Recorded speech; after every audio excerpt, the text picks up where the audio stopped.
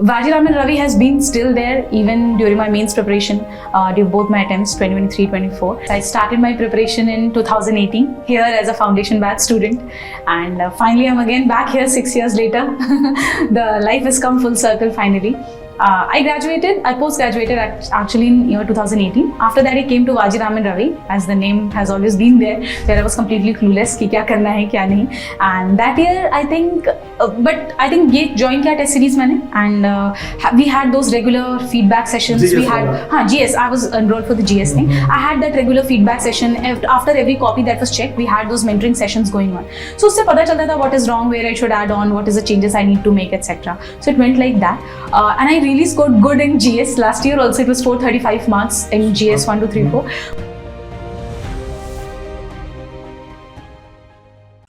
नमस्ते, मेरा नाम आयुषी बंसल है। मैंने यूपीएससी सीएसई 2024 में ऑल इंडिया रैंक 7 प्राप्त की है। ये मेरा थर्ड अटेम्प्ट था। इससे पहले मैंने मेरे फर्स्ट अटेम्प्ट में 188 रैंक और सेकंड अटेम्प्ट में 97 रैंक प्राप्त की थी।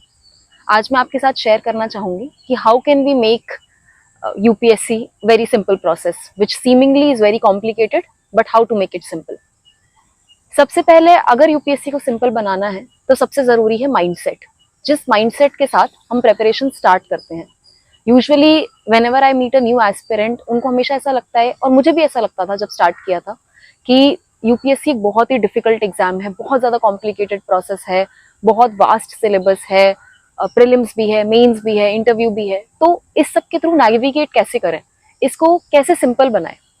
तो सबसे पहले ये माइंडसेट को चेंज करें, अपने दिमाग को समझाएं कि UPSC is very simple, it is just an exam. हमने इससे पहले कॉलेज में, स्कूल में बहुत सारे एग्जाम्स दिए होते हैं एंड हम सब वो क्लियर करके आए होते हैं। So this is just another exam which we have to treat like an exam and study for it. तो ये माइंडसेट जब आपका सबसे पहले चेंज होगा, then we can further progress. Next thing is to realize that we have to study it like a college exam. हम जब हमारे कॉलेज में एग्जाम्स होते थे तो हम एग्जैक्टली क्या करते थे, हम ऑप्टिमाइज करते थे। सबसे पहले हम देखते थे कि प्रीवियस ईयर में क्या क्वेश्चंस आए हैं, हम देखते थे कि उस स्पेसिफिक सब्जेक्ट का एग्जैक्ट सिलेबस क्या है। अगर हमें कहीं से हमारे सीनियर्स की कोई लिखी हुई कॉपीज मिल जाती थी तो वेरी गुड, हम उसको भी स्टडी करते थे। This is the exact same process which we have to follow for UPSC as well. तो हम क्या करेंगे, हम सबसे पहले सिलेबस एंड पीवाईक्यू पे फोकस करेंगे to make the exam more simple. हम क्या करते हैं कि इधर उधर भागने लगते हैं, नए रिसोर्सेज, नई चीजें, but start simply with syllabus and previous year questions. Now how to do that? Syllabus जब हम पढ़ना स्टार्ट करते हैं, इट सीम्स वेरी वास्ट, उसके वर्ड्स कई बार हमें समझ में नहीं आते हैं। पीवाईक्यूज जब हम स्टार्ट करते हैं तो लगता है ये तो हमें कभी पढ़ा ही नहीं है, ये सॉल्व कैसे होगा? तो the next step is to take it like a marathon and not a sprint. What I did to navigate through the syllabus was to make my targets more long term and short term as well. So मैंने सबसे पहले जैसे अपना target बनाया था कि मुझे दिसंबर के मंथ तक एक बार अपना सिलेबस खत्म करना है। फिर उसके बाद मैंने मंथली रिवर्स में जाके मंथली टारगेट्स बनाए, वीकली टारगेट्स बनाए कि मैं कैसे रिवाइज करूंगी, कैसे पढ़ूंगी। तो this is the same thing which you can do for syllabus. If it seems very vast, आप उसको ब्रेक डाउन करिए एंड रियलाइज कि हमें लॉन्ग टर्म में उसको पढ़ना है। एक दिन में हमें सारी चीजें खत्म नहीं करनी है और हो भी नहीं सकती हैं। We have to study consistently every day for a sufficient amount of time and then we can navigate through the syllabus. Next thing is previous year questions, कि उसको कैसे हम समझें, उसको कैसे एनालाइज करें।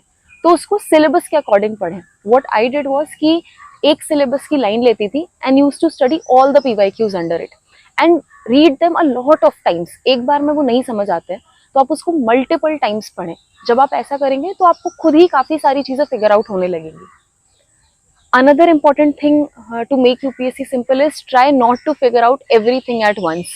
It is a very vast syllabus and it can be sometimes daunting अगर हम सब कुछ एक साथ करने की कोशिश करते हैं तो I would suggest take one step at a time. एक दिन आप सिर्फ सिलेबस अच्छे से पढ़ें, एक दिन पीवाईक्यूज एनालाइज करें, एक दिन सिलेबस को ब्रेक डाउन करने की कोशिश करें, एक दिन देखें कि किस सब्जेक्ट में किस तरीके से पूछ रहे हैं एंड डे बाय डे आप उसको पढ़ें। जैसे for example I tell you, for example history का सिलेबस बहुत ज्यादा वास्ट फील होता है एंड लगता है कि ये कैसे ही खत्म होगा, कैसे हम इसको नेविगेट करेंगे। तो don't take too much pressure, start by simply reading the book. मैंने जैसे मॉडर्न हिस्ट्री के लिए स्पेक्ट्रम पढ़ी थी, तो आप सिंपली सिर्फ स्पेक्ट्रम एक बार पढ़ें बिना किसी प्रेशर को लिए, बिना ये सोचे कि अरे इसमें से ये क्वेश्चन आएगा, वो क्वेश्चन आएगा। Just simply read it and let your mind absorb it. Then for the second time, read it again, start underlining few things. Then read it again for the third time. आपको realize होगा कि it is actually very simple. If you read it multiple times, वो चीजें अपने आप आपके दिमाग में जाने लगेंगी and you will be able to start to solve the questions. तो this is another thing. एक और चीज जो मैंने लोगों को देखी है जो हमारी प्रोसेस को कई बार कॉम्प्लिकेट कर देती है, is utilising too many resources. And this you must have heard multiple times कि मिनिमाइज करें रिसोर्सेस को एंड रिवाइज करें. But how to do that exactly? Actually होता क्या है कि हम स्टार्ट तो सिंपल मिनिमम रिसोर्सेज से करते हैं, लेकिन जब हमारे सामने कोई भी नया क्वेश्चन आता है, किसी टेस्ट सीरीज में कोई क्वेश्चन आ गया या हमारे सामने कोई एग्जाम हुआ उसका कोई नया क्वेश्चन आ गया, तो वी गेट फियरफुल कि अरे मैं जो रिसोर्सेज पढ़ रहा हूँ या पढ़ रही हूँ उसमें तो ये है ही नहीं. तो I start looking for new resources and then here the process becomes complicated because हमने अपनी रिसोर्स भी कंप्लीट नहीं की होती है, एक और नई रिसोर्स हमारे सामने आ जाती है and it becomes too huge to complete. तो ये वाली चीज आपको नहीं करनी है. अगर आपके सामने आप एक लिस्ट बनाएं अपनी specific, go through online resources of multiple toppers, then make your own list. हर सब्जेक्ट के लिए you can choose 1 or 2 books और resources and stick to it. अगर आपके सामने कोई नया क्वेश्चन या नया मटेरियल आता भी है, कुछ भी आता है, तो उसमें जो भी रेलेवेंट पार्ट है वो बस छोटा सा पार्ट अपने नोट्स में या अपनी रिसोर्सेज में बस ऐड कर ले. You don't need to start with entirely new book, वो आपको करने की जरूरत नहीं होती है. You just take your own resource, trust it, study it multiple times. End में आपको रियलाइज होगा कि आप वो वाले क्वेश्चन भी अपनी ही रिसोर्स से सॉल्व कर ले रहे हैं. एंड फाइनली अगर एंड में कुछ गैप बचता भी है फॉर प्रीलिम्स और mains, what we can do is कि हम एंड में थोड़े से टेस्ट सॉल्व करके या और पीवाईक्यूज एनालाइज करके वो जो गैप्स हैं उनको फिल कर सकते हैं. Don't take up a new resource for filling the gaps. Next thing जो मैंने नोटिस की है which can make the process a little complicated is how to navigate through current affairs. तो करंट अफेयर्स के लिए we are always very scared कि कहाँ से पूछेंगे, it is very vast and what to study, what not to study. So I can tell you what I did. I had very less time, so what I decided was I'll only read newspapers very thoroughly. So there was not a single day when I skipped the newspaper. Newspaper में बहुत अच्छे से पढ़ती थी और रोज पढ़ती थी. तो आपको यही करना है. एंड स्टार्टिंग में it is going to be a little tough. अगर हमारी न्यूज़पेपर पढ़ने की हैबिट नहीं होती है तो स्टार्टिंग में it can even take 3-4 hours to go through one paper. And फिर आपको लगेगा कि मेरा पूरा दिन ही इसी में चला जा रहा है because time is very precious. So don't worry, starting के 1 or 2 months में ऐसा हो सकता है क्योंकि जब हम स्टार्ट करते हैं पढ़ना तो हमारे पास बैकग्राउंड इन्फॉर्मेशन नहीं होती है and we have to look through that background information, we have to get into the habit of reading. But as time passes, may be 1 month, 2 months, 3 months, वो टाइम आपका ऑटोमेटिकली रिड्यूस हो जाएगा. And एक और चीज आप कर सकते हैं for the initial month reading newspapers, आपको ऑनलाइन न्यूज़पेपर के एक्सप्लेनेशंस वगैरह मिल जाएंगे. तो I read those explanations for only 1 month कि मुझे 1 month में पूरी बैकग्राउंड इन्फॉर्मेशन क्लियर होगी कि उससे पहले तक क्या चल रहा था जब मैंने स्टार्ट किया. And then after that I only read the newspaper every single day. तो आप सिंपल यही करें, न्यूज़पेपर पढ़ें. हम एक्चुअली न्यूज़पेपर छोड़ के बाकी चीजें करने लगते हैं, तो न्यूज़पेपर स्किप ना करें. Try to read it as much as you can and try to read it every day. And as far as की न्यूज़पेपर इतना ज्यादा बड़ा है, उसमें से क्या पढ़ें और क्या स्किप करें, तो उसके लिए अगेन आप सिलेबस और पीवाईक्यू को बार बार रेफर करें. इनिशियली थोड़ा सा डिफिकल्ट होगा टू सॉर्ट आउट कि क्या पढ़ना चाहिए क्या नहीं पढ़ना चाहिए, तो don't worry about it, give time. बार बार आप सिलेबस और पीवाईक्यू बार बार रेफर करेंगे तो धीरे धीरे आप खुद ही उसको सॉर्ट आउट कर लेंगे कि न्यूज़पेपर में से ये वाली चीज मुझे पढ़नी चाहिए और ये वाली चीज नहीं पढ़नी चाहिए. Another thing which can make process a little complicated is the question around note making and whether my strategy is right or wrong and whether I'm proceeding in the right direction. तो ये सारे questions के लिए I'll go back to where I started. Think of it like your college exam. जब हम college का exam लिखते थे तो हम इतना ज्यादा सोचते ही नहीं थे कि नोट्स बनाने हैं नहीं बनाने हैं, क्या करना है क्या नहीं करना है. हम बस ये सोचते थे कि ठीक है ये प्रीवियस ईयर क्वेश्चंस आए हैं, इसका कुछ ऐसा आंसर लिखना होता है, आंसर में ये एलिमेंट्स होने चाहिए and then I do it. कुछ लोग नोट्स बनाते थे कॉलेज में, कुछ लोग नोट्स नहीं बनाते थे and all of them sailed through. तो this is exactly the same here. आप अपने बारे में सोचिए, the kind of person you are. अगर आपको लगता है कि नोट मेकिंग से आपको फायदा होता है तो डू मेक द नोट्स. आपको नहीं होता है तो it's not necessary at all. For example मेरे केस में जैसे मैंने आपको हिस्ट्री का एग्जाम्पल दिया था स्टार्टिंग में, when I read that book I realize कि इसके नोट्स बनाने की नीड है नहीं मुझे. But the end purpose is कि before prelims and before mains I should be able to revise it in a very short amount of time, and I cannot revise the entire book in short period of time. So what I did was, in my first reading I read it, then second reading I underlined with pencil, third reading I used the pen, and fourth reading से मैंने highlighter use करना start कर दिया था. तो after multiple readings in that book itself I highlighted all those portions जो मुझे याद नहीं हो रहे थे. तो फाइनली क्या हुआ कि एग्जाम से पहले बहुत छोटे छोटे हाईलाइटेड पोर्शंस बचे थे बुक में, and I was able to revise it very thoroughly without making any separate notes. लेकिन ऑन द अदर हैंड जैसे एथिक्स के लिए मैंने कुछ 2-3 जगह से रिसोर्सेज यूज करे थे, तो it was not at one place and my end goal was to revise it before the exam. तो मैं 2-3 जगह से तो रिवाइज नहीं कर पाती कम टाइम में.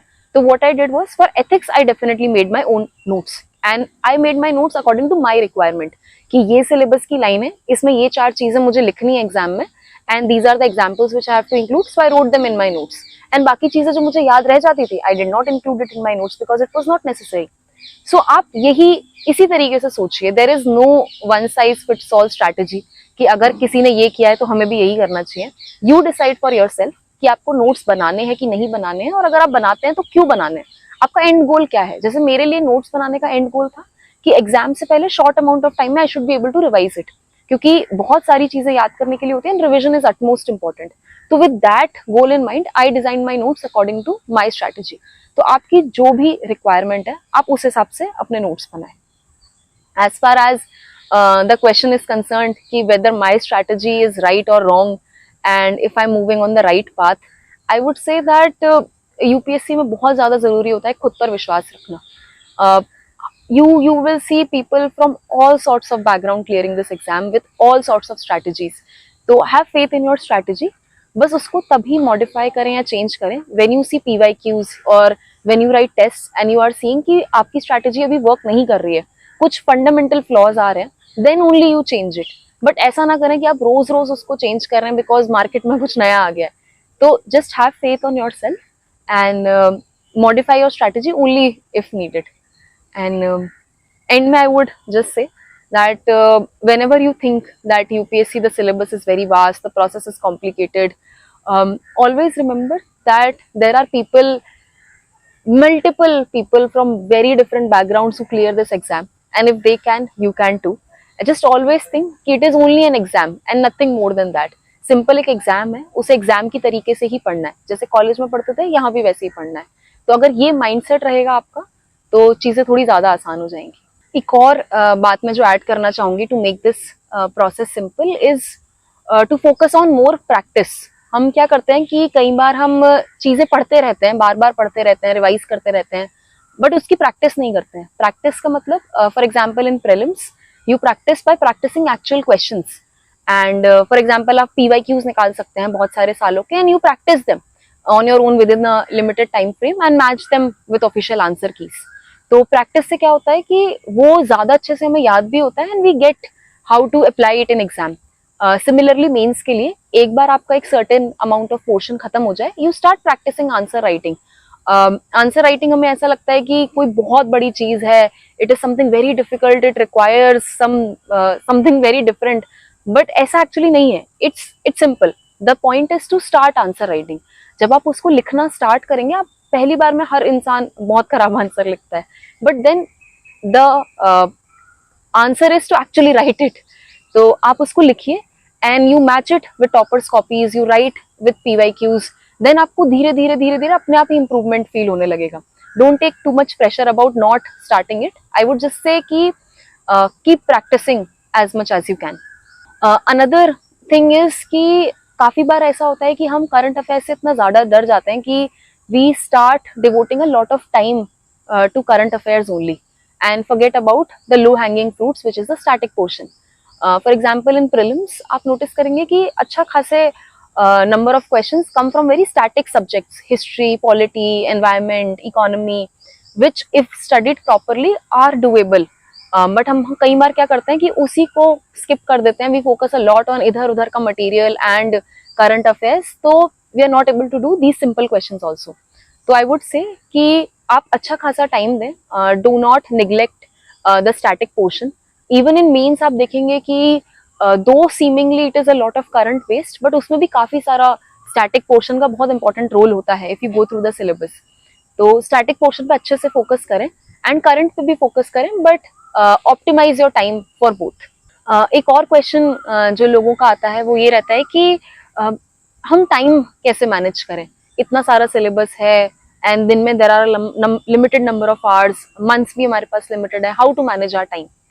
तो and if you have to manage our time, कितना टाइम हम ऑप्शनल को दें, कितना आंसर राइटिंग को दें, कितना जीएस को दें। तो I would say that there is no one size fits all method. I have devoted my time or planned my time in a certain manner. You can plan your own time in your own manner. And actually वही करना होता है। अगर आप किसी और के time management के हिसाब से चलेंगे तो that will not work for you. आप ये कर सकते हैं कि जैसे आपको अगर कंफ्यूजन है कि ऑप्शनल को कब स्टार्ट करें, कितना टाइम दें, तो आप ये सोचिए कि ऑप्शनल का एग्जाम है कब। ऑप्शनल का एग्जाम आपका मेंस में है एंड पहले आपका प्रीलिम्स का एग्जाम है, तो आपको ऑप्शनल के लिए प्रीलिम्स और मेंस के बीच में थोड़ा टाइम मिलेगा। लेकिन यू हैव टू रियलाइज कि उस समय आपको जीएस भी कवर करना है, उस समय आपको ऐसे भी कवर करना है। तो आप कोशिश करेंगे कि प्रीलिम्स से पहले तक एक बार कम से कम मेरा ऑप्शनल हो जाए अच्छे से। तो this was my thought process around optional. आप किसी और तरीके से भी सोच सकते हैं कि may be I finish it till February। मैंने दिसंबर तक कोशिश की थी फिनिश करने की, और आप जीएस को चेंज कर सकते हैं, आगे पीछे कर सकते हैं। तो what I am trying to say is कि make your own strategy in this. बस आपके दिमाग में ये क्लैरिटी होनी चाहिए कि मेरा एंड गोल क्या है, मेरा एग्जाम कब है, मुझे कब तक उसको खत्म करना है, मेरे को कितने सारे रिविजन्स उसके रिक्वायर्ड है, कितनी आंसर राइटिंग रिक्वायर्ड है, and then you plan accordingly and trust that. तो and as far as day to day time management is concerned, again it depends on you. मैं स्टार्टिंग में जब अपनी पढ़ाई मैंने स्टार्ट की थी तो मैं रात में पढ़ती थी, because that was more quiet for me. उस समय ज्यादा शांति फील होती थी मुझे। बट एग्जाम जैसे जैसे पास आने लगा था, I started studying during the day, क्योंकि जो हमारी स्लीप साइकिल है उसको ठीक करना बहुत जरूरी हो जाता है, एग्जाम तो दिन में ही है। तो I change my sleep cycle then. तो आप अकॉर्डिंगली अपने हिसाब से डिसाइड कर सकते हैं कि आपको दिन में ज्यादा अच्छे से पढ़ाई होती है, रात में ज्यादा अच्छे से पढ़ाई होती है। I use to study 2-3 subjects in a day, क्योंकि मैं एक से बोर हो जाती थी। But what few people do is they study one subject for continuously for few days, ताकि वो सफिशिएंट अमाउंट में खत्म हो जाए and then they move to next. So it's up to you what suits you best, कि आपको एक subject ही लगातार पढ़ना है या आपको एक दिन में मल्टीपल सब्जेक्ट्स पढ़ने, it's all up to you. तो next important thing is I would say temperament. कई बार ऐसा होता है कि हम पढ़ाई बहुत अच्छे से कर लेते हैं, सब कुछ कर लेते हैं, but in the exam our temperament is not right, and that comes out of the mindset कि ये एग्जाम बहुत टफ है, बहुत डिफिकल्ट है, no matter how much I study, I don't know how I will perform. तो अपना temperament इस तरीके का बनाकर रखें कि I have studied as much as required, जितनी ज़रूरत थी मैंने वो सारी पढ़ाई की है, बहुत अच्छे से की है। अगर मुझे कोई क्वेश्चन नहीं आ रहा है तो किसी को भी नहीं आ रहा है, मतलब ये ज़रूरी नहीं है कि सच हो, बट एटलीस्ट अपने आप को ज़रूर ये बोले एग्जाम में कि अगर ये मुझसे नहीं हो रहा है तो किसी और से भी नहीं हो रहा है। तो what I have to do कि इसी पॉइंट ऑफ टाइम में अपना पूरा प्रेजेंस ऑफ माइंड यूज करके उसी टाइम पे उस क्वेश्चन को अच्छे से समझ के काम माइंड से सॉल्व करना है। Do not be scared of the exam, do not be fearful of the exam. अगर हम ऐसे माइंडसेट में रहते हैं तो हम एक्चुअली पेपर में आते हुए क्वेश्चंस भी गलत कर देते हैं। बट अगर हम काम दिमाग से, ठंडे दिमाग से एग्जाम में जाते हैं तो कई बार जो चीजें नहीं आती हैं वो भी हम सही कर देते हैं। एंड सिविल सर्विसेज सीएसई के एग्जाम में आपको कई बार सरप्राइजेस मिलेंगे, and the only way to deal with those surprises, those kind of questions is to keep a calm mind. आपने एग्जाम तक आते आते सफिशिएंट पढ़ाई कर ली होती है, तो just have that kind of temperament and that mindset that I can definitely do this. It is doable. This would be it. Thank you.